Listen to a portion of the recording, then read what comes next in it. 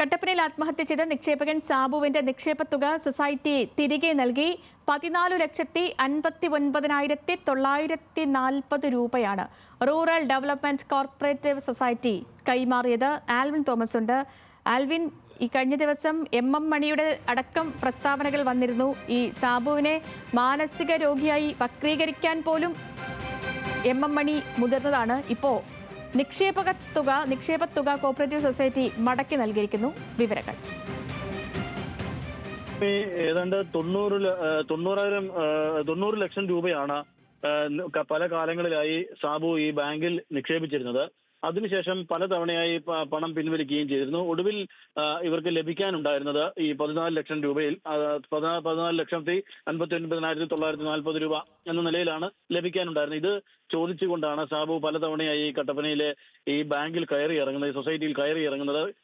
സാബുവിന്റെ ഭാര്യയും ഈ ആവശ്യം ഉന്നയിച്ചുകൊണ്ട് തന്നെയായിരുന്നു പലതവണയായും കയറി ഇറങ്ങിയത്. പക്ഷേ ആ ഘട്ടത്തിലൊന്നും കൊടുക്കാൻ തയ്യാറാകാതിരുന്ന ബാങ്ക് ഇപ്പോൾ ഇന്നലെ ഈ ബാങ്കിൽ ഈ തുക നിക്ഷേപിച്ചിട്ടുണ്ട് എന്നും ആ തുക കുടുംബത്തിന് കൈമാറിയിട്ടുണ്ട് എന്നുമുള്ള അറിയിപ്പാണ് നമുക്ക് ബാങ്കിൽ നിന്ന് ലഭിച്ചിരിക്കുന്നത്.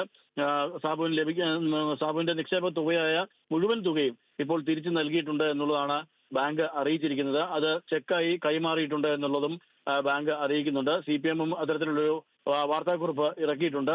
ഈ പണം തിരികെ നൽകിയിട്ടുണ്ട് എന്ന തരത്തിലുള്ള വാർത്താക്കുറിപ്പാണ് ഇപ്പോൾ നൽകിയിട്ടുള്ളത്.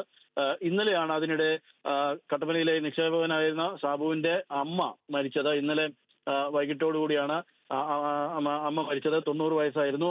ഇന്നലെ വൈകിട്ടോടുകൂടി ത്രേസ്യാമ്മ വാർദ്ധക്യ സഹജമായ അസുഖങ്ങൾ കുറച്ചു കാലങ്ങളായി കിടപ്പ് രോഗിയായിരുന്നു. ഇന്നലെ രാത്രിയാണ് ആ മരണം സംഭവിക്കുന്നത് എന്നുള്ളത് മറ്റൊരു കാര്യം കൂടി ഇതിൽ പറയേണ്ടതുണ്ട്. ഇതിനിടെയാണ് ഇപ്പോൾ ഇന്ന് തുക കൈമാറിയിട്ടുണ്ട് എന്ന തരത്തിൽ ബാങ്ക് ഒരു അറിയിപ്പ് നൽകിയിട്ടുള്ളത്. CPM അത്തരത്തിലൊരു വിശദീകരണം നൽകിയിട്ടുണ്ട്. ബാങ്ക് ജീവനക്കാരിൽ നിന്നടക്കം പണം സ്വരൂപിച്ചുകൊണ്ട് ബാങ്കിൽ അടച്ചുകൊണ്ടാണ് ഇപ്പോൾ ഈ തിരികെ പണം നൽകിയിട്ടുള്ളത് എന്നുള്ളതാണ് CPM വിശദീകരിക്കുന്നത്. CPMന്റെ വാർത്താക്കുറിപ്പിൽ അങ്ങനെയാണ് പറഞ്ഞിരിക്കുന്നത്. ഏതായാലും ഈ നിക്ഷേപകനായിരുന്ന ആത്മഹത്യ ചെയ്ത സാബുവിന്റെ നിക്ഷേപ തുക മുഴുവനായി മടക്കി നൽകിയിട്ടുണ്ട് എന്നുള്ളതാണ് ഇപ്പോൾ ബാങ്കിന്റെ ഭാഗത്തു നിന്നൊരു അറിയിപ്പ് ഉണ്ടായിട്ടുള്ളത്. ശരി ലക്ഷ്മി. ശരി ആൽവിൻ.